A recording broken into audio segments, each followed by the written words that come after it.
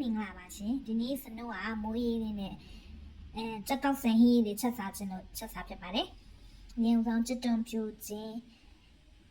ကျွတ်တွန်ပြူကျွတ်တွန်နေခြင်းငုတ်ဒီအားတွေကိုကြိတ်ပါမယ်။ပြီးတော့စီမွေတက်ပါမယ်။ပြီးရင်ငပိလေးနည်းနည်းလေးထည့်ပြီးတော့စီမွေတက်ပါမယ်ချင်း။ခန်းချင်းဒီတလုံးလုံးလေးထည့်ပြီးတော့စီတက်ပါတယ်။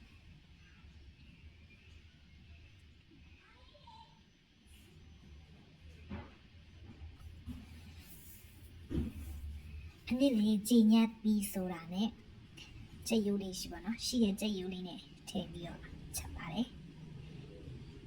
အဲ့ဒါလေးကိုရေးထည့်ပြီးတော့စူပေါင်းတဲပါမယ်ကောင်းကောင်းလေးစူလာပြီဆိုတော့စားချုံမို့ထည့်ပါရဲ့ရှင်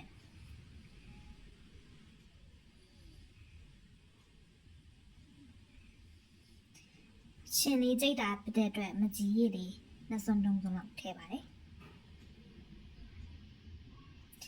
မွေးအောင်လို့နောက်ဆုံးမှာ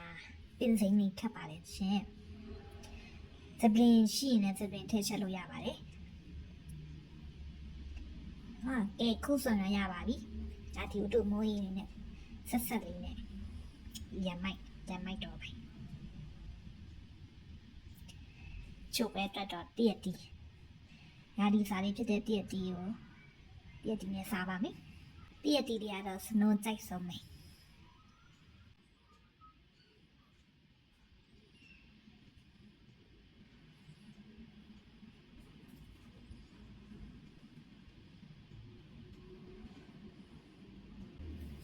သုံးလုံးစားမှဝါတယ်တစ်ခါတစ်တိုင်းနဲ့ဝါတယ်ကဲစားလို့ရပါပြီချင်းအားလုံးဗီဒီယိုလေးကြည့်ပေးတဲ့အတွက်ကျေးဇူးတင်ပါ